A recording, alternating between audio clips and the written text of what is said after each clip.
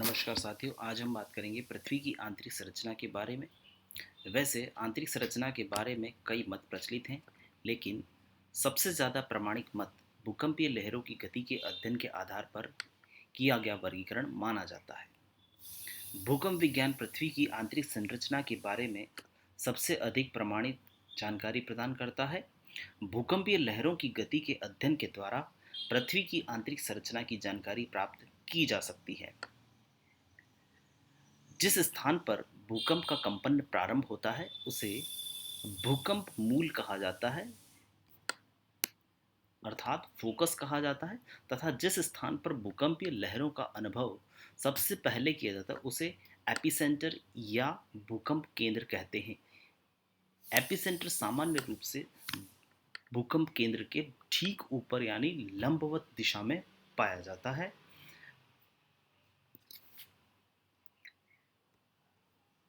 भूकंप के दौरान पृथ्वी में कई लहरें उत्पन्न होती हैं। इन लहरों को भूकंपीय लहरें कहते हैं। जैसा कि आप देख सकते हैं,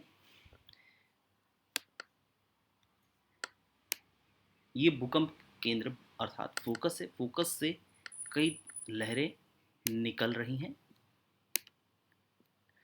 और ये लहरें पूरे पृथ्वी में परिवहन करती हैं। इन भूकंपीय लहरों को मुख्य रूप से तीन भागों में बांटा जाता है। पहला है प्राथमिक लहर अथवा लंबात्मक लहरें, जिन्हें लॉन्गिट्यूडनल या कंप्रेशनल या प्राइमरी वेव्स कहते हैं। दूसरा है द्वितीयक अथवा आड़ी अथवा गौण लहरें, अर्थात जिन्हें डिस्टॉर्शनल और ट्रांसवर्स और सेकेंडरी वेव्स कहा जाता है। तीसरे प्रकार की जो लहरें हैं उन्हें सरफेस वेव्स और लॉन्ग वेव्स और एल वेव्स भी कहा जाता है।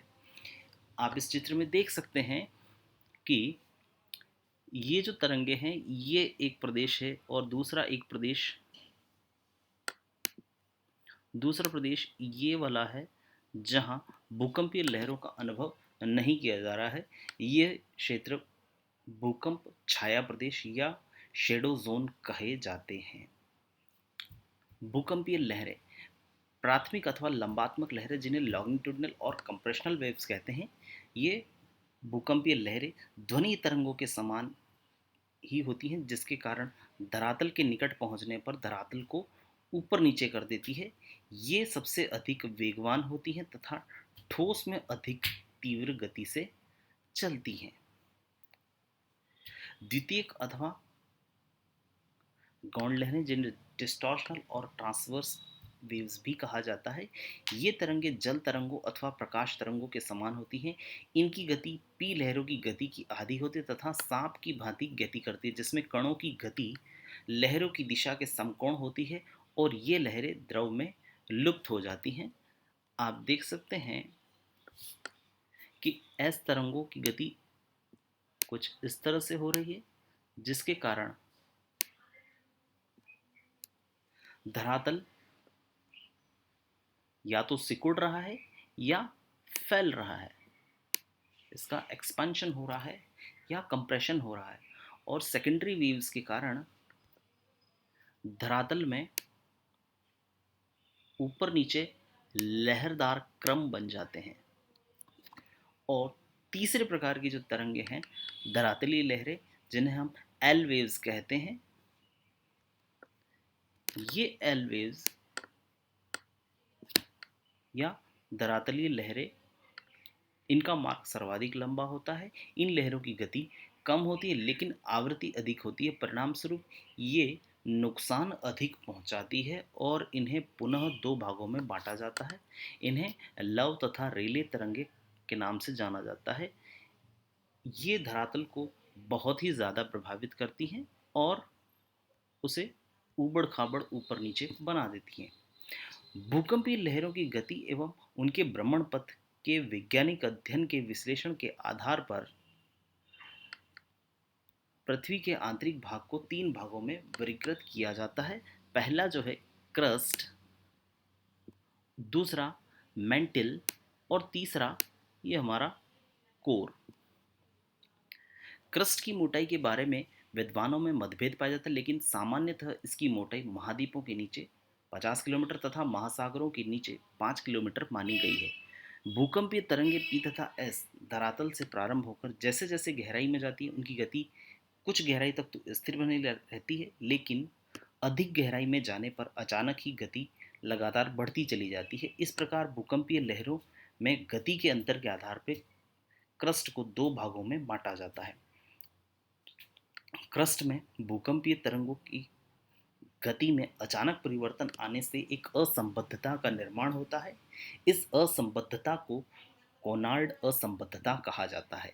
कोनार्ड असंबद्धता से ऊपर वाले भाग को ऊपरी क्रस्ट तथा निचले वाले भाग को निचली क्रस्ट कहा जाता है।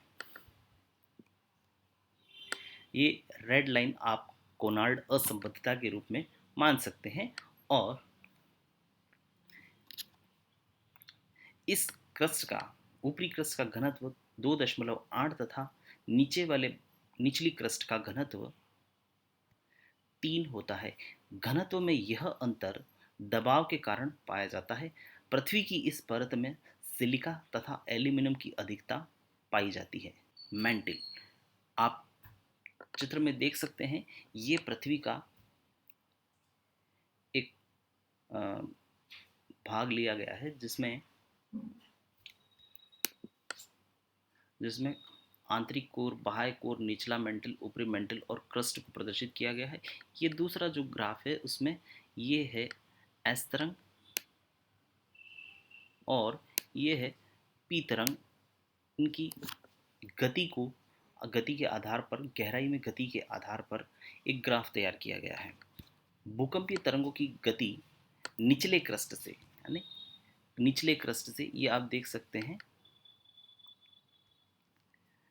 निचले क्रस्ट से और अधिक गहराई अर्थात 30 किलोमीटर से अधिक गहराई में जाने पर पुनः अचानक बढ़ जाती है और एक असंबद्धता का निर्माण हो जाता है।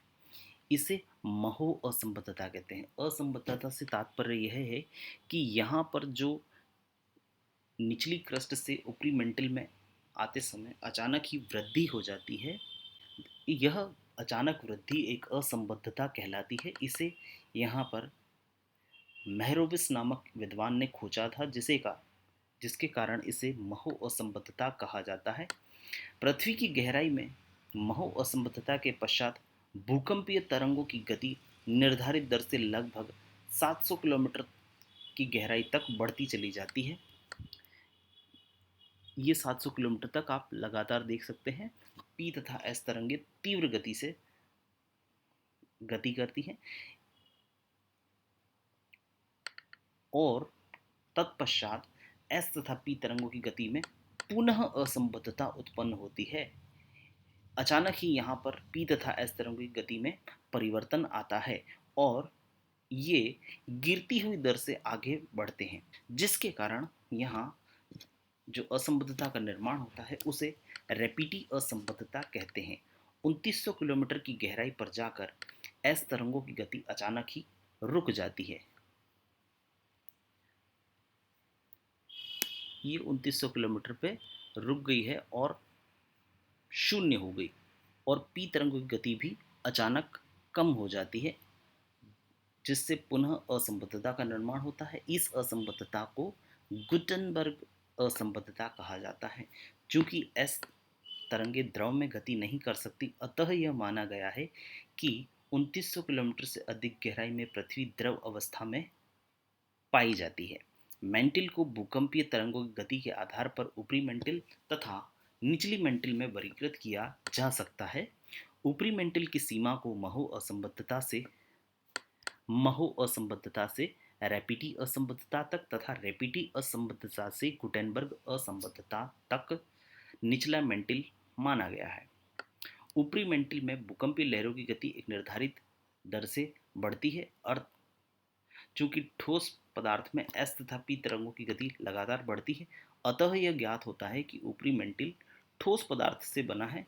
निचले मेंटिल में भूकंपीय लहरों की गति घटती हुई दर से बढ़ती है और 2900 किलोमीटर की गहराई पर जाकर एस तरंगों की गति अचानक ही समाप्त हो जाती है। इससे यह ज्ञात होता है कि निचला मेंटल श्यान अवस्था वाला है। वैज्ञानिकों का यह अनुमान है कि भीतर के ताप एवं दबाव के कारण चट्टानें ठोस नहीं रह पाती और पिघली अवस्था में पाई जाती हैं। मेंटल की मोटाई पृथ्वी की समस्त अर्धव्यास अर्थात 6371 किलोमीटर के आधे से कम है, परंतु पृथ्वी के समस्त द्रव्यमान का लगभग 83% और समस्त द्रव्यमान का 68% इसमें व्याप्त है। यह सामान्य रूप से सिलिका और मैग्नीशियम से मिलकर बना है। पृथ्वी का सबसे अंदर का भाग जो है वह कहलाता है अंतरतम अथवा कोर, जिसका विस्तार 2900 किलोमीटर से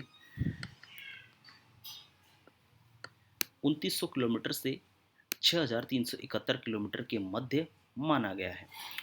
2900 किलोमीटर से 5150 किलोमीटर की गहराई वाले भाग को बाह्य अंतरतम कहा जाता है, जिसमें पी तरंगों की गति पुनः लगातार बढ़ती जाती है और 5150 किलोमीटर की गहराई पर अचानक ही पुनः वृद्धि हो जाती है, जिससे एक असंबद्धता का निर्माण होता है। यह असंबद्धता लेहमैन असंबद्धता कहलाती है।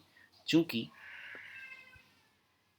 एस तरंगे 2900 किलोमीटर से अधिक गहराई पर प्रविष्ट नहीं हो पाती, अतः यह माना जा सकता है कि ये भाग द्रव अवस्था वाला है और इसका घनत्व 10 है।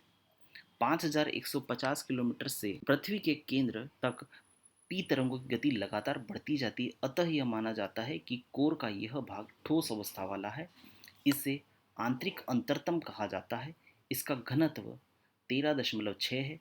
वैज्ञानिकों का यह अनुमान है कि केंद्र के अत्यधिक दबाव के कारण चट्टानों की रासायनिक संगठन में परिवर्तन हो जाता है और वे ठोस अवस्था में पाई जाती हैं। समस्त पृथ्वी के संदर्भ में पृथ्वी के कुल आयतन का मात्र 16% और समस्त द्रव्यमान का 32% इसमें विद्यमान है। सामान्य रूप से वैज्ञानिकों का यह विश्वास है कि ये लोहे एवं निकल से निर्मित है। Thank you.